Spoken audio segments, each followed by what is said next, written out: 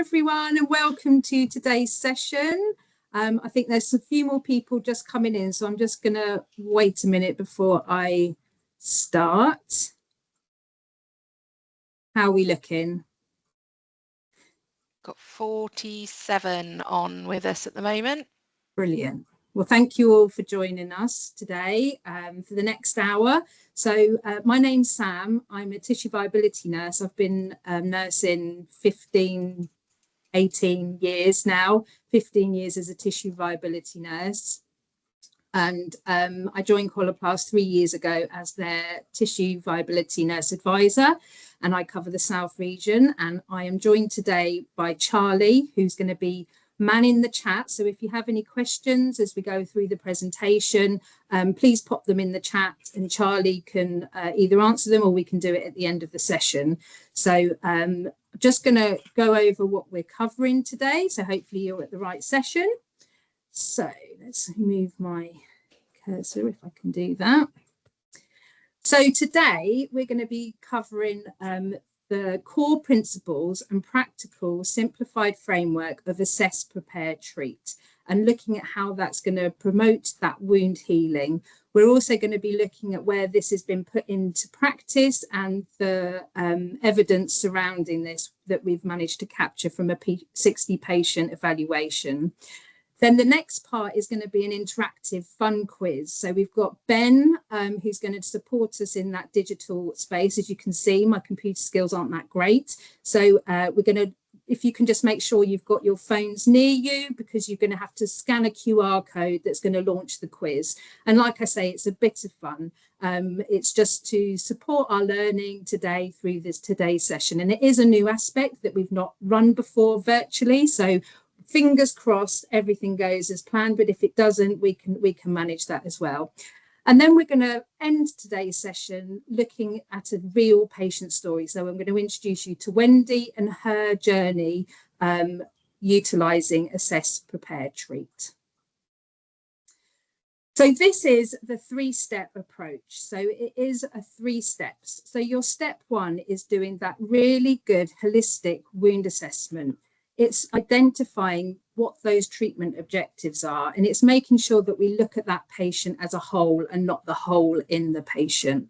When we're looking at the actual wound, we don't just look at that wound bed, but it's about looking at the wound edge and the peri-wound skin, because we need to optimize each area of that space to ensure that we are assessing it correctly.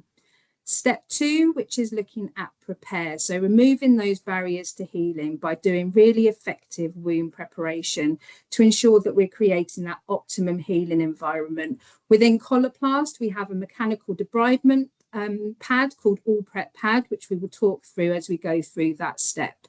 And then finally, your step 3 is utilising a simplified portfolio of dressings to manage a wound at any depth and stage of healing, with the Biotane silicone range with 3D Fit technology. So starting with our assessment. So wound assessment can be challenging. There's lots of different factors that can make it more complex. So when we look first of all at those wound factors, so obviously the size and the depth of the wound can increase the complexity. If you've got a big, deep cavity wound near anal area, then obviously you've got the complexity of contamination, of getting the dressing that's going to fit appropriately, managing that exudate. When you have larger wounds, you've got higher levels of exudate. How long has that wound been present? So how long has that wound been there? Obviously, the longer a wound's been present, it's going to take longer to heal. Tissue perfusion. Is there a good local blood supply? Any dead or devitalized tissue within that wound bed is going to obviously increase the complexity. First of all, if you've got dead tissue within that wound bed, you can't observe and see the full extent of the damage. We know that dead devitalized tissue increases the risk factors of infection because you've got that additional bacterial burden. Edema, exudate, managing exudate effectively to ensure that that's not sitting on that wound edge and the peri-wound skin, causing further breakdown and damaging that skin and the barrier function. So there's lots of factors, just specifically looking at those wound factors. Then we look at those patient factors. So we know that patients are living for longer, not often in good health, with multiple comorbidities, and this all will have an impact on their ability to heal. The immune status, the effects of pain. Pain has a real negative effect for patients, and it can really affect their mental health. Some patients have wounds for months, for years, and it can really cause depression because they just feel like they're never going to be without this wound. It can reduce their motivation to want to get involved, to be involved with their wound care, because they just have lost that motivation. If you've got a patient wound that's quite odorous, it can also then lead to social isolation. And I've seen that many times through my years as a tissue viability nurse, where patients do become socially isolated. They're embarrassed because of the smell from their wound. I had one patient that used to come to our wound clinic, and he used to come on the bus, but unfortunately, due to other people's unkindness, unkind words, moving away from him, he became socially isolated because he just didn't want to go on the bus anymore. So, you know, it can really impact a patient's quality of life.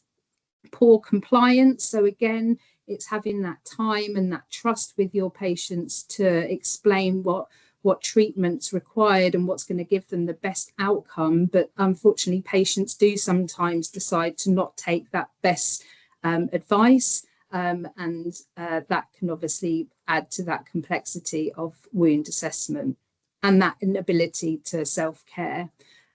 Then we look at those organisational factors. So we know that the health service has got quite an instability. We've got an increased workload, a decreased workforce. There's lack of consensus in many areas within wound care. And although we try to put in pathways and standardise care, it's still sort of, when we move on to those educational factors, you can see how that will impact ineffective team working, also the skill mixes that you have within your teams, and also sometimes there's a lack of clinical guidelines.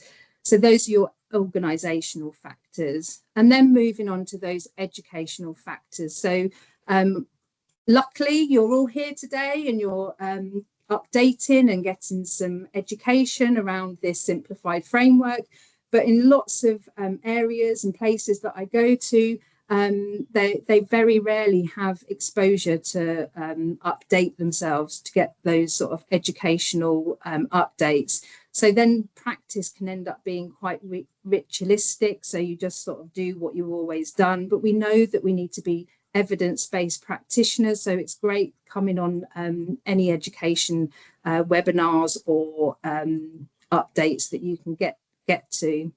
There's also sometimes a lack of understanding around what they're actually trying to do with your wound care, and that again can have an impact. Sometimes there is just information overload. You have lots and lots of information coming from many resources, and it can sometimes just feel like it's all too much and too confusing.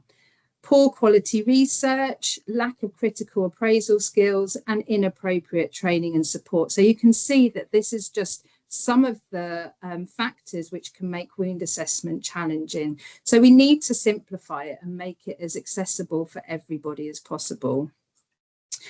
So when you've completed your holistic assessment, there's other things that you need to be considering. So when you think about the depth of the wound, interestingly, and you may already know this, but nearly 80% of wounds are less than 2 centimetres deep.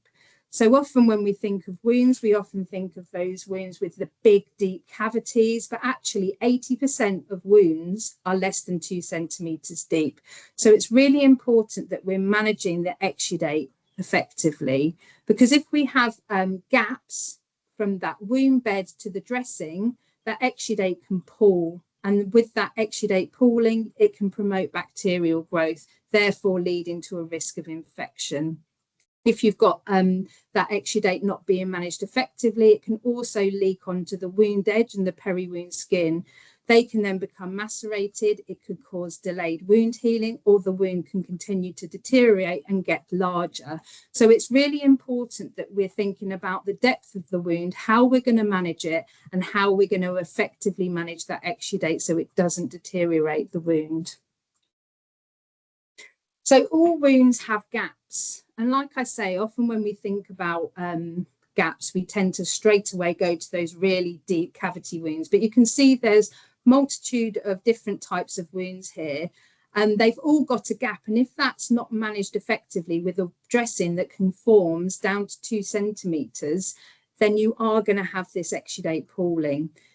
I particularly look at that venous leg ulcer with rolled edges, and I've seen in the past that people will think, oh, there's not much of a gap between that wound bed and the top, so they'll put a normal foam dressing on top.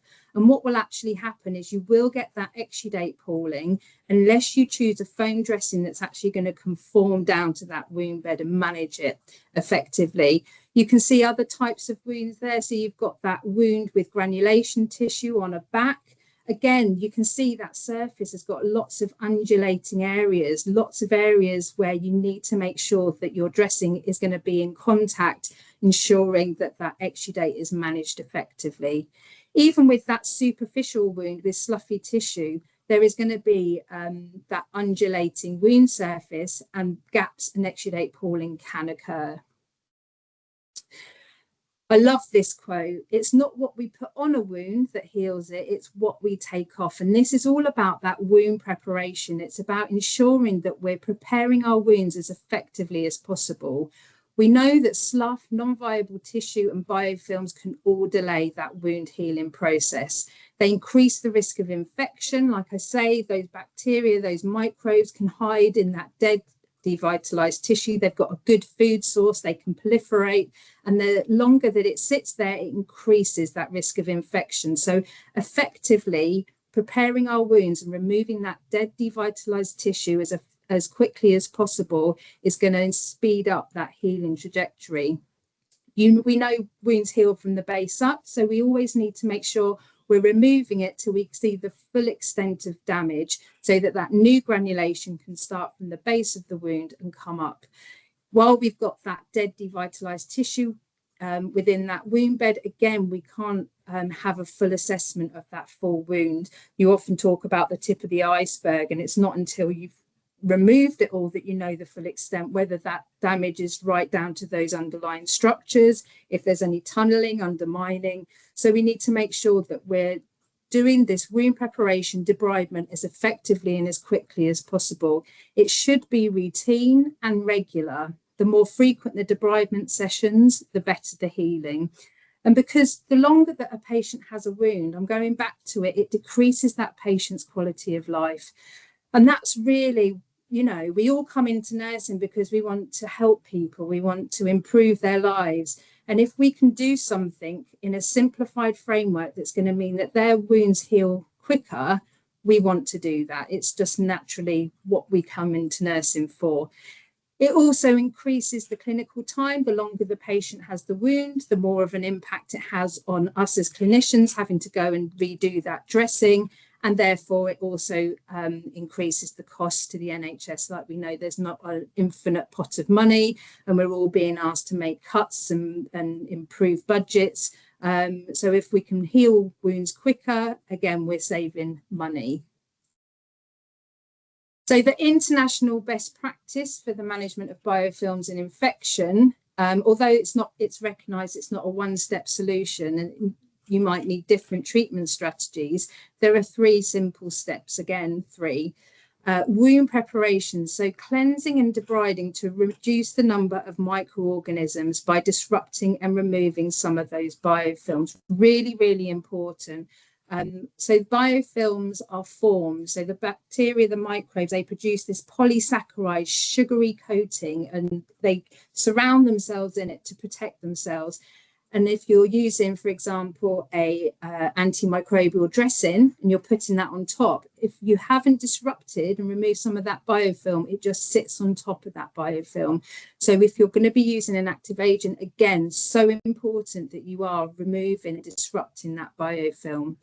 The second part is to apply a barrier dressing, and the third part is to use your active agents, dressings with an active agent to destroy that bacteria and stop that biofilm from reforming. So how do we treat the gap? Wound experts agree that the key to optimal exudate management is important, or very important, for effective wound healing. We've all been to patients that have wounds that are leaking copious amounts of exudate, and what happens to that surrounding skin? That exudate sits on it and it just breaks down that peri-wound skin. So it's really important that we effectively do manage that exudate. And 83% agreed that the best dressing choice for wounds up to 2 centimeters deep is a dressing that conforms to the wound bed. So biotin silicone with its 3D fit technology, we know that that will conform to that 2 centimeters deep.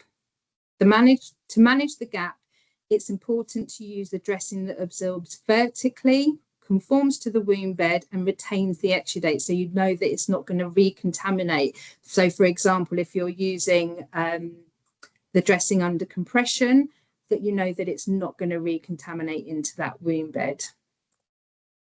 So utilising this simplified framework of assess, prepare, treat, we did a 60-patient evaluation, and I'm just going to go through the results now. So out of this 60-patient evaluation, these are the overall results of the study. So on average, the wound duration at the baseline assessment was 55.2 weeks, so just over a year. So these weren't simple wounds that were had only been present for a few weeks. These were wounds that had some have been there for a long period of time. So on average of these 60 patients, they'd had their wounds for 55 weeks. Then we implemented assess, prepare using all prep pad, and treat utilizing biotin silicone, and the average healing time 6.6 weeks, which is amazing. You know, those results are really impressive. Of those 60 patients, 85% of those patients healed. The ones that didn't heal were still, their wounds were on a healing trajectory. And those results obviously speak for themselves, but also within this 60-patient evaluation, no patients needed antibiotics during the evaluation. Over half of the patients received antibiotics for their wounds within a 6-month period prior to starting the evaluation. So that was an average of 1.5 courses of antibiotics per patient. So when we think about our antimicrobial resistance and our stewardship and how we have to make sure we're utilising our antibiotics as effectively as possible, it's really positive that no patients needed any antibiotics once they started on this assess, prepare, treat study. So really, again, really positive. And it's that prevention, isn't it? If we're making sure that we're removing that dead, devitalized tissue really effectively at every dressing change, we're preventing those microbes being able to proliferate and cause that infection. Then we break down this evaluation into the different wound types. So for our non-leg ulcer wounds, they were present just under 10 weeks at baseline. And following assess, prepare, and treat, the average healing time was 6.8 weeks. And of these patients, all of the patients healed. So the non-leg ulcer wounds all healed. Again, no antibiotics received. Really positive. But as you've it's probably worked out, the large majority of the patients had lower limb wounds, so leg ulcers. So again, we're going to break those down. Just before we do that, just looking at some of the healing rates for venous leg ulcers. So it's suggested that at least 75% of individuals with venous leg ulceration uncomplicated by other conditions should heal within 24 weeks. So that's for uncomplicated leg ulcers, they should heal within 24 weeks. So now we're going to look at the results we got from this 60-patient evaluation. So for a simple leg ulcer, the average wound duration at baseline was just under 9 weeks, and the average healing time was 3 weeks. So 100% of those patients healed. So again, if we're looking at those uncomplicated leg ulcers, they were saying 75% should heal in 24 weeks, and we've got healing in 3 weeks. So again, really, really positive. Now looking at those more complex leg ulcers, so you can see there's the dark blue box on your right-hand corner, and this is what the patient needed to be identified as a complex leg ulcer. So a wound surface area more than 10 by 10, 6 months duration, not improved or reduced by 40% within 4 weeks, despite following best practice, abnormal ABPI, current infection or history of infection, history of non-concordance, an active ulcer with one measurement between 2 to 6 centimeters, and those comorbidities, including peripheral artery disease, diabetes, sickle cell anemia, self-harm, IVDU, rheumatoid arthritis, immunocompromised, and mobility restrictions. So thinking about your caseload and the wounds that you'll maybe seeing, I think that most of those wounds on the lower limb generally do tend to sit in this complex leg ulcer results. So on average, the wound duration at baseline was just under 40 weeks. Implementing assess, prepare, treat, average healing time was 6.3 weeks. And of these patients, 91% of those patients healed. And like I said, the ones that weren't healed within the time of this study were still on a healing trajectory. So again, really, really positive results. Now we move on to this increased complexity. So these are patients that had 4 or more of those criteria for the complex leg ulcers. And these were your patients that were described as having increased complexity leg ulcers. So they, on average, at wound duration at baseline, had had their wounds for 341 weeks. Very, very long time. So these patients will have most probably given up any hope of their legs healing, just sort of thought that they're forever going to have these wounds. And just implementing this simplified framework, the average healing time was 26 weeks.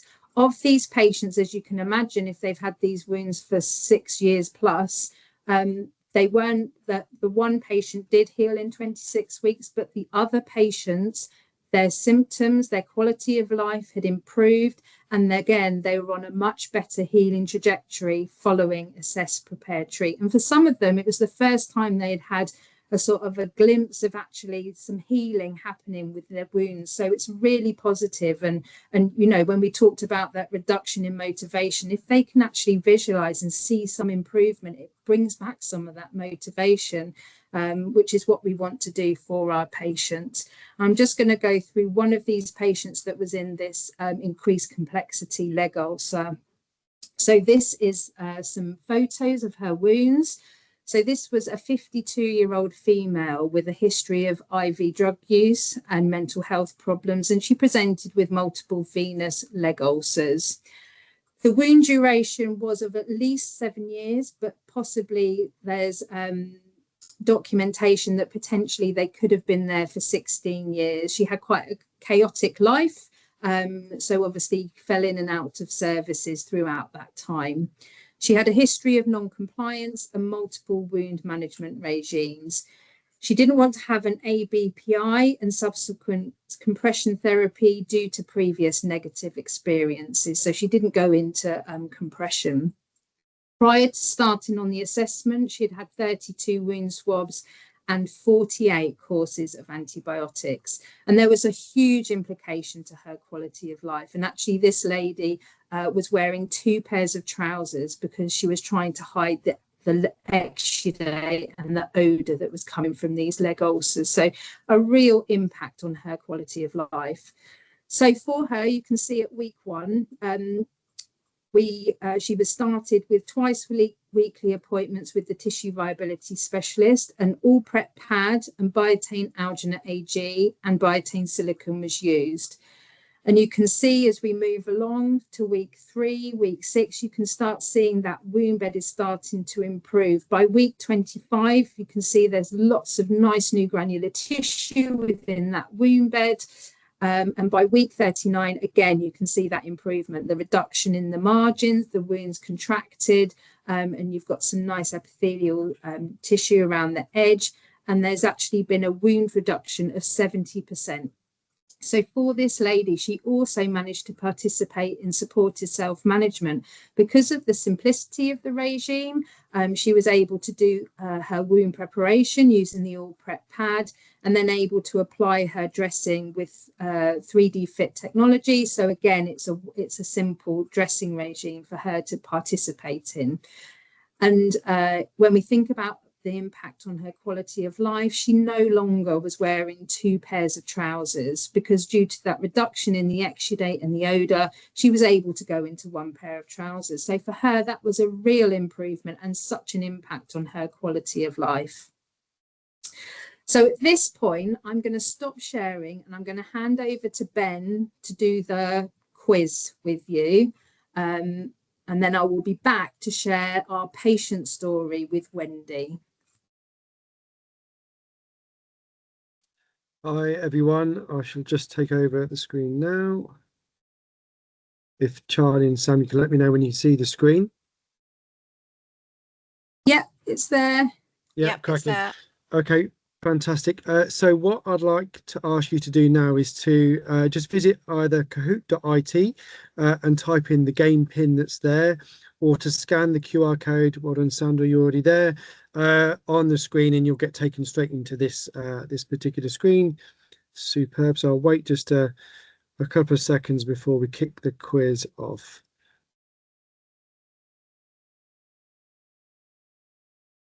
Okay, just some people saying in the chat they're not able to join the quiz because they're on their phones watching this. Yeah, I did think that when I saw one of the messages with someone that just dropped off. If they're watching it on their phone, they'll struggle to actually access this one, but that's fine. They can still follow along with the respective answers.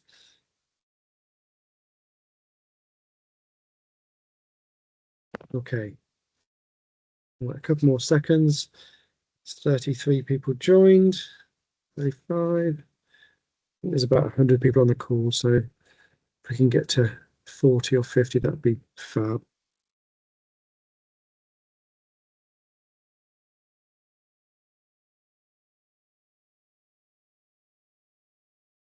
For those of you that can't get in because you're using your phone, not to worry. You'll still be able to see the questions on the screen, and it will give you the answers as well. And if I need to, I can always read the options of answers, so you know what the options were, and then you'll see what the answer was. Okay. Yeah. So just in terms of the actual questions themselves, if I start the quiz, you guys will see the first question coming up shortly. So there'll be 4 different colors that will come up on the screen, and the question will correspond to, or the answer will correspond to, one of those colors. So what is the correct order of the 4 stages of wound healing? So red, remodeling, inflammation, excuse me, hemostasis, proliferation. Blue, again, I don't have a lot of time to actually read out all the respective options, but just select the one that you think is the right one. Cool. So you have to be quite quick because there's only 30 seconds to actually answer the question. But well done for those that got that one right. So the correct answer was the blue answer, which is hemostasis, inflammation, proliferation, and remodeling. Skip on to the next one. Hopefully, get ready to answer quite quickly. So well done, Nicola, who was the quickest on that one. Effective wound preparation should look at all of which 3 areas?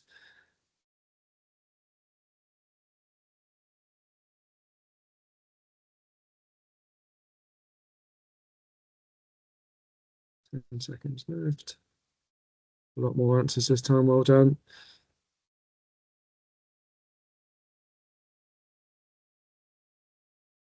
Well done, everyone that got that one right. Let's see, Nicola is still leading.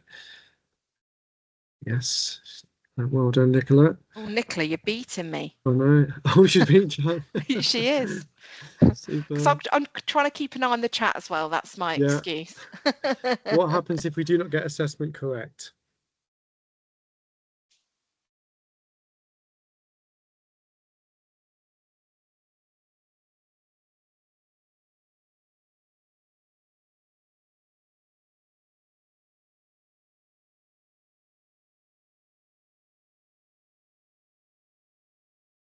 Excellent. Patient dissatisfaction. Charlie's just overtaken Nicola. Kirsty's up 16 places. Well done, Kirsty. Come on, Nicola, game's on. What is a main goal of wound assessment?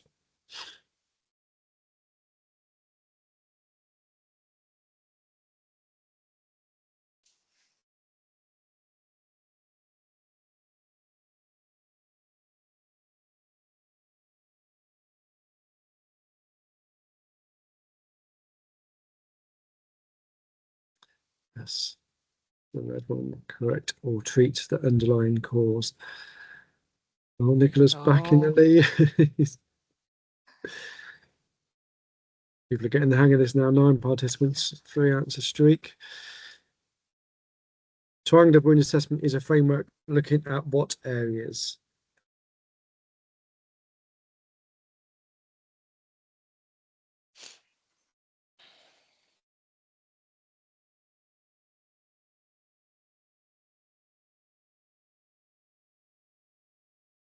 We need like some countdown music. I know.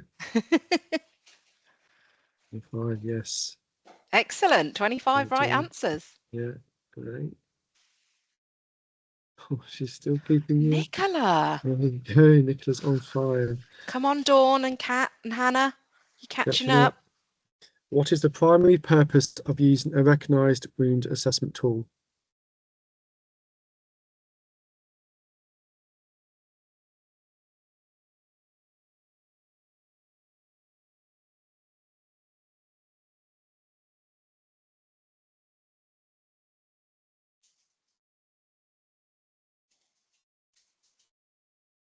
Well done, 22 right there. Well, Dawn's just overtaken Nicola there. It's a quick answer from Dawn. Wound preparation is key to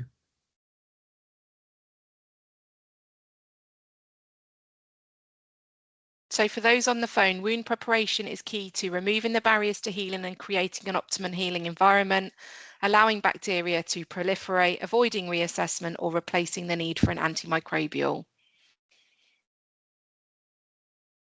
And the answer is removing barriers to healing and creating an optimum healing environment. Red one, yes. Thank you, Jocelyn. Right. Fantastic.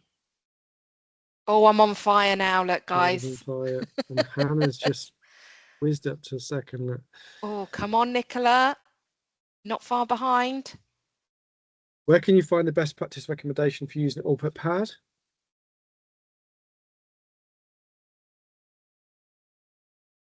So the answer is Journal of Community Nursing, NICE, NMC or Wounds UK.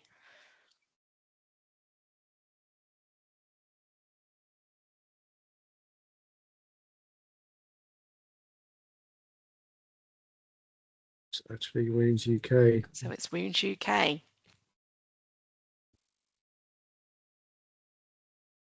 Oh, fantastic. And was the highest climate. What percentage of wounds are not prepared appropriately? 100%, 10%, 50%, or 60%? You can have a guess in the chat if you'd like to, for those that can't join the actual quiz.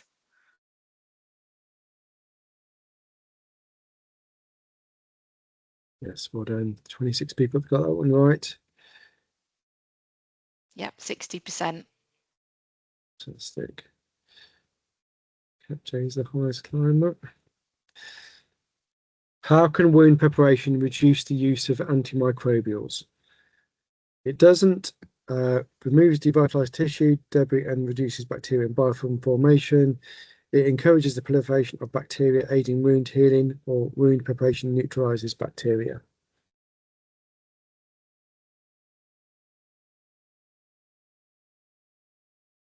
Well done. Excellent, Fiona, in the chat. Well done. Dawn is back on top. Dawn is hot on her heels. If a dressing does not conform to the wound bed, it can cause A, exudate pooling, increased bacterial growth, increased risk of infection. B, the wound will heal. C, reduction in signs and symptoms of infection. Or D, decreased pain levels. Everyone got that one spot on very quickly. Well done. Yeah, we're all answering in the chat as well. Red, well done, everybody. Excellent. Well done, guys. Okay, just a few more questions left. How many wounds are less than 2 centimeters deep? A, 75%, B, 50%, C, 30%, or D, 80%?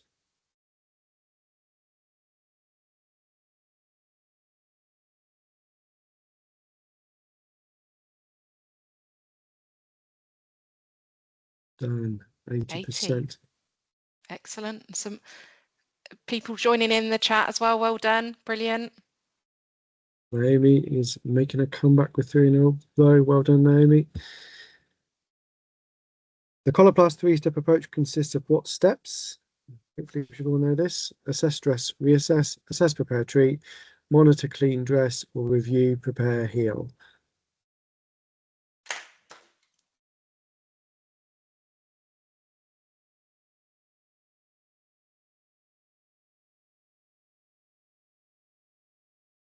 Well done. Assess, prepare, treat. Everyone getting it right in the chat as well. Fantastic. Some more questions. What are the 3 modes of action of biotin silicone?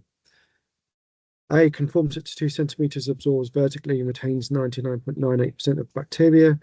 B, absorbs laterally, conforms it to 1 centimeter and has an active ingredient.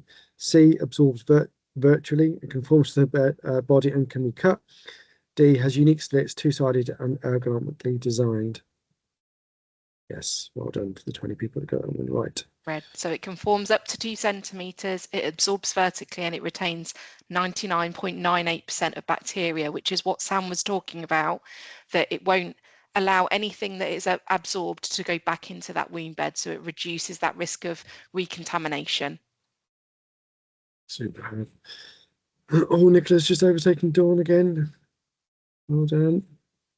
Last question. What is the gap?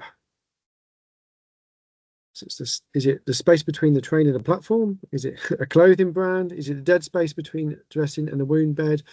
Or the space between the wound bed and the peri-wound skin?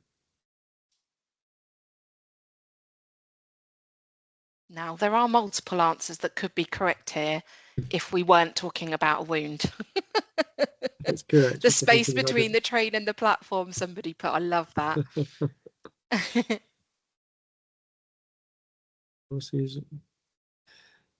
Dawn in third. Well done, well Dawn. Done, Dawn. Nicola second, 12 out of 15. And Charlie, well done, you will be the winner. I'm not really. Well Nicola, done. you came first. Dawn, you came second. Well done, everybody. And Caroline and Mandy, 4th and 5th. Fantastic. So thanks everyone for taking part in that interactive quiz, just something a little bit different that we thought we'd try for this webinar as a little bit of fun and just to kind of give you a little bit more in the way of education. Thank you. Thanks, Ben. We'll hand back over to Sam. Thank you. Well done, everybody. I'm very impressed. Very good. Hopefully you enjoyed that. And I think at the end of today's session, we've got an evaluation form. And hopefully if you're able to just say if you found that useful, entertaining, sort of made you feel a bit more involved in the session, because sometimes, you know, it's good to have that interaction. So any feedback will be greatly received. So I'm going to get back to the presentation and make sure I share with sound, because we've got the lovely Wendy who's going to be talking to us. Let me think, where is it? Oh, is it that one? Una's just saying that she loved it, doing the quiz in the chat. Brilliant. Good. So yeah, I mean, the thing is that we're always trying to make these sessions as useful to everybody as possible. So any reflections or thoughts, please send them over to us, because these sessions are about supporting you guys out there to make this as fun as possible.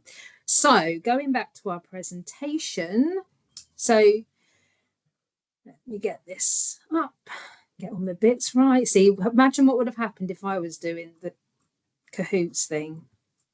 Right, patient impact. So you now know what the 3 steps entails, the evidence supporting it, and enjoyed some interactive fun with Kahoot. So now let me conclude this session by sharing a patient story that exemplifies these simplified protocols and care plans in clinical practice. So I'd like you to meet Wendy. She was employed by the NHS as a non-clinical manager. She is passionate and driven to deliver quality health services, mainly in primary care in parts of Birmingham. She has a strong social tie and a large circle of friends, and she enjoys socialisation. But she also suffers from a complex cardiac condition, coronary artery atheroma, combined with hypertension and hyperlipidemia. One day, unfortunately, she found herself to be admitted to hospital for a triple bypass. The surgery was successful, and when she was discharged, she had these wounds on her lower leg from the donor site. The worst being on the right leg. Sadly, the right leg became problematic, marking the beginning of her journey. So this is her story in Wendy's words. So I'm going to show you a video now. If someone can just let me know if the sound's not working or any problems.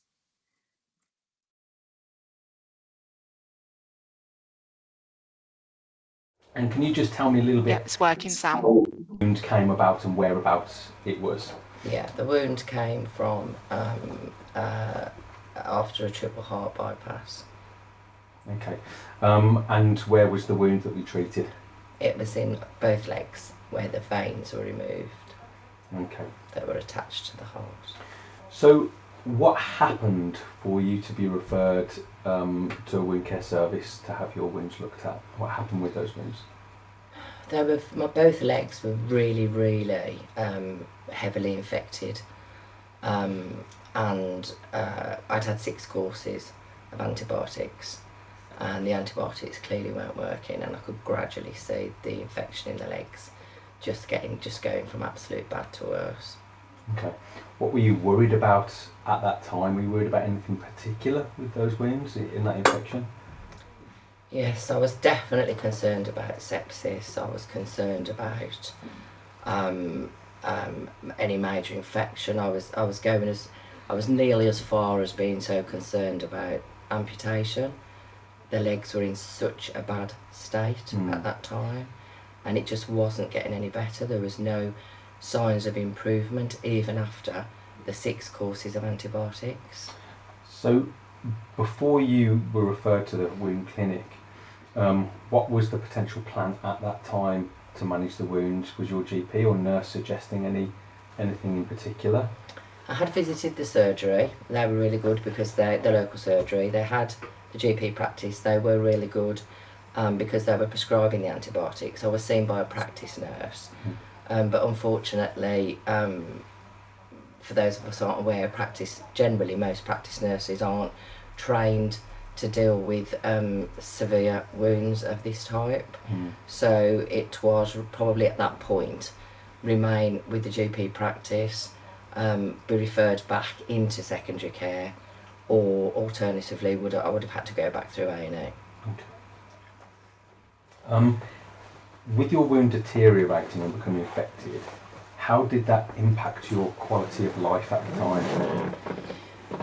It was awful. I have to say, really awful. I couldn't go out. I just couldn't go out anywhere. The legs were so poorly, they were so infected that, and they were dressed and they were in such a state. I was just at home. I was in pain with both legs at the time.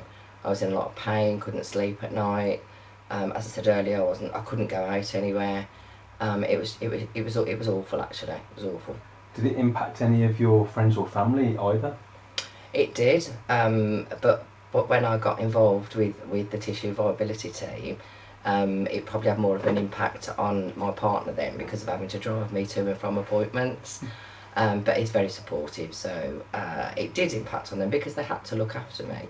So you know, they were around on a daily basis. So that was my daughter with a young baby, but they had to do that. But it did have a massive impact. Yes, definitely. So they're clearly worried about you, would you say? Definitely. Okay.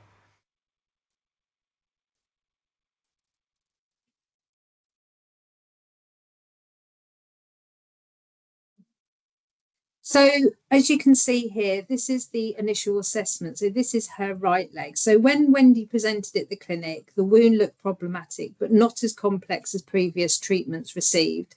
6 courses of antibiotics, multiple applications of antimicrobial dressings, visits to her GP and practice nurses, and readmission to the hospital.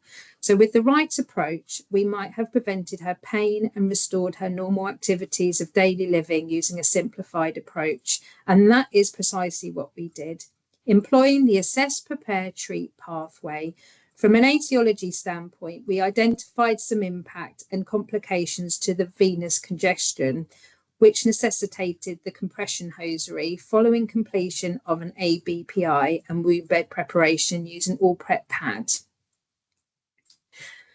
Now you can see the Wendy's progression. So from the initial wound presentation, utilising the 3-step approach, good wound bed preparation and autolysis with biotin silicon. So we encourage that autolytic debridement. An image update on the 2nd of April, you can see there's less devitalised tissue and more granular wound bed. And you can now start thinking about healing. As with any other complex wounds, she did have minor complications. So you can see the image in the middle on the 5th, that there's been that further debridement, and it's revealed deeper wounds and an increase in edema. And there was also starting to note the beginnings of the localized infection. And actually with that increased edema, Wendy did admit to intermittently removing her compression therapy. So at this point, strict instructions on treatment adherence, elevation and nutrition were given, alongside the use of biotin silicon AG for 2 weeks, with a switch back to biotin silicon once the signs of infection resolved. After 4 weeks, her wound settled and stabilized. So you can see that from the wound on the right-hand side. She was encouraged to partake in supported self-management. The wound presented healthy granulation, advanced margins, and a significant reduction in size. This is what she had to say regarding supported self-management.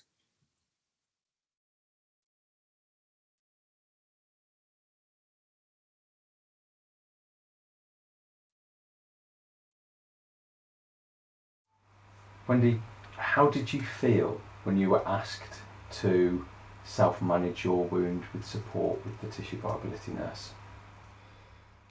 Pretty hysterical. And that's probably partially because I've never had a wound as severe as this and of this nature ever before. So I was in a little bit of panic mode, I have to be honest about that. But after being shown, and it was so simple to do and so simple to use, I was absolutely fine.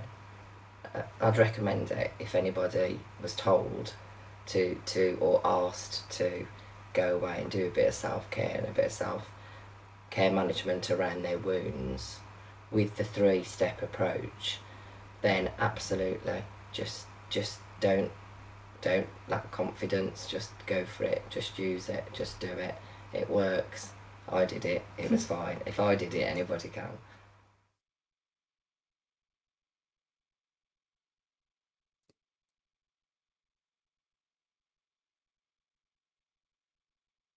So giving the patient the opportunity to participate in her care is obviously going to lead her to be more independent in her wound care moving forward. As in similar cases with Wendy, we need patients to continue implementing preventative strategies such as leg care and wearing compression hosiery to prevent venous leg ulcers. So by including her in that treatment, doing that supported self-management, she's in a much more confident place to be able to do that. And I love the way she's like, I was hysterical at the first thought of having to do my own wound management.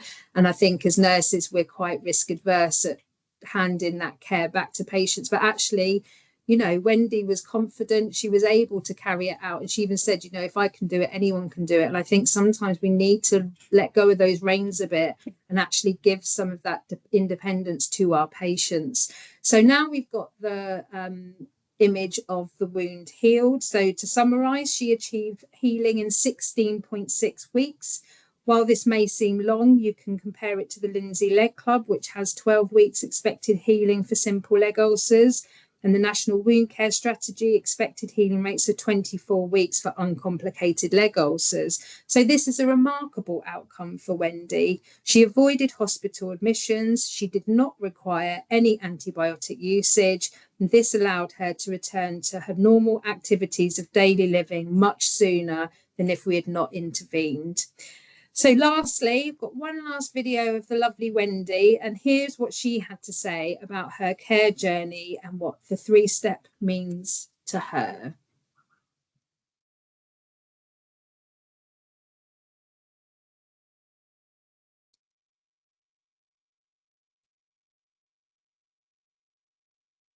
Round at Wendy, what did the Coloplast 3-step approach mean to you and the management of your complex wounds? I think it started off, as you've just said, as an extremely complex wound, this did. At the beginning, I really felt that I could never see that any light at the end of the tunnel around this really nasty, nasty wound. But the Coloplast and the service that I received brought me that quality of life back. It got me back into work much sooner. More medication, the infection healed much quicker. Whilst the wound was there was still around the wound which could have remained for a lot longer than it actually did. So overall, I was honestly so pleased with the outcome.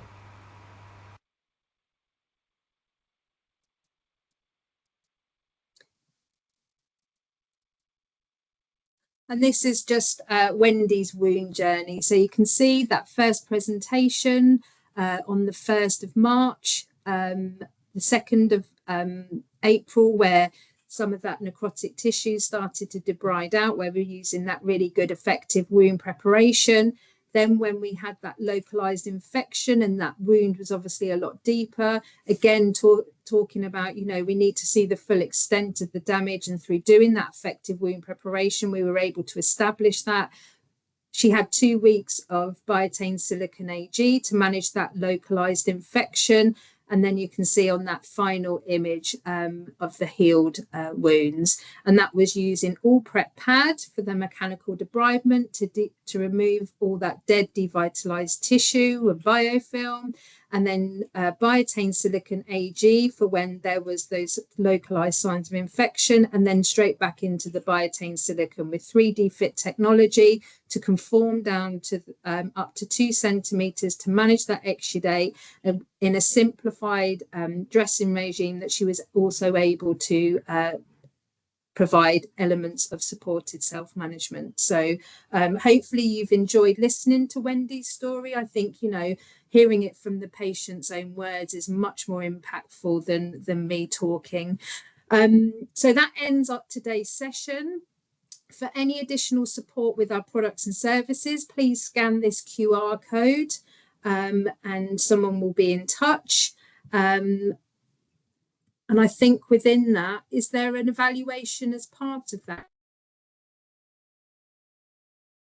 That people can sort of feedback how they found the session. Yeah, we can add that on there, Sam.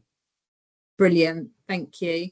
So that has been assess, prepare, treat. We've looked at the simplified framework. We've looked at the evidence that we have around the simplified framework. We've had the fun quiz, which I hope you enjoyed partaking in. And if you weren't able to partake, just enjoyed the format and just being able to look at that, the questions and the answers. And then we've heard from Wendy and seen her journey with her wound, utilising assess, prepare, treat. So that ends our session. Is there any questions or anything that's come through, Charlie, or anything we need to go over? Lots and lots and lots of comments saying thank you. It was a really great session. People just asking if you could show the QR code again, Sam, so that people can scan it. Sorry, I'll do that now. Was I a bit keen? Yeah, you were. Somebody was just asking about swabbing and whether that should be done before cleansing or after. So I have answered that in the chat. It should really be done after cleansing so that we're getting the bacteria that's actually causing the potential infection. If you do it before cleansing, what you're going to get is the surface bacteria. We have lots of bacteria that sits on our skin anyway, so that's likely to be sat on the top of the wound. So you need to make sure it is cleansed first. Ideally cleansed with water or saline rather than any sort of antimicrobial cleansing agent. So ideally with water or saline. But there was another question I just saw. Let me find it. Scroll back up. Can Coloplast be used on unstageable? Oh, I've lost it again now. Pressure ulcers on the sacrum. I presume, Belinda, you mean in the products? Absolutely, we need to be using all prep pad on an unstageable pressure ulcer to help us try and assess whether that is a category 3 or a category 4 pressure ulcer. So we need to, all prep pad is absolutely fine to be used on unstageable pressure ulcers, and you can also use the biotin silicone on pressure ulcers as well. If that wound is only up to 2 centimeters, then you can just use in depth, you can just use the biotin silicone. If that wound is greater than 2 centimeters in depth, then you would need to use a filler as well as the biotin silicone for that. And we do also have biotin silicone AG for those wounds that are infected. Let me just check, Sam, that there's no other. Can a link be sent for the evaluation? Fiona is asking Ben. Can we send a link, or do they just need to scan this QR code? I'll send a link. I'll follow up with everyone after the webinar anyway with their certificates. So what I'll do, I'll add the link into that. I'll stick it in the chat now as well while we're on here. Fab, thank you. Fiona's just asking, is there any honey biotin in the pipeline? With AG being 2-week limited, honey offers prolonged use.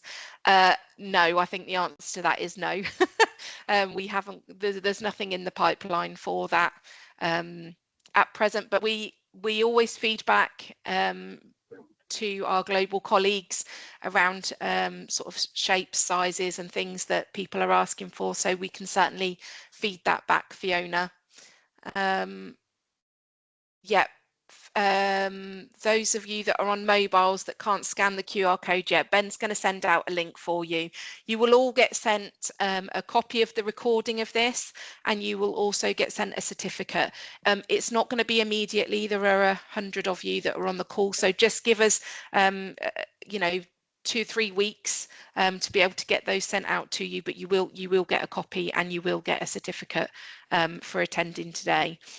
We do have a coroner's court coming up in February for those of you that would like to join. It is an evening session that we're doing from 6:30 to 8:30, and we do go through the importance of documentation, and then it's a coroner's court that has been filmed with professional actors looking at a pressure ulcer case. So if you go on to Coloplast Professional and into the events for wound care, you will see all the different events that are available, webinars that are available, and Ben's just kindly put that in the chat for us as well. So anybody that has joined today or is watching with somebody else that has registered, if you aren't registered for this, please put your name, your email address in the chat so that we can make sure this gets sent to you along with your certificates, but only those that haven't registered. Everyone that has registered has already given us their email address to be able to send that to. Alina, I've seen your message, so yes, we can absolutely send that to your personal email if your work one's not working. But otherwise, I'm going to shut up now. Thank you all for joining. Thank you, Sam, for a brilliant presentation, and Ben for helping with the quiz. And we look forward to hopefully seeing you all at other webinars that we do. Enjoy the rest of your day. Thanks, Take care. everyone.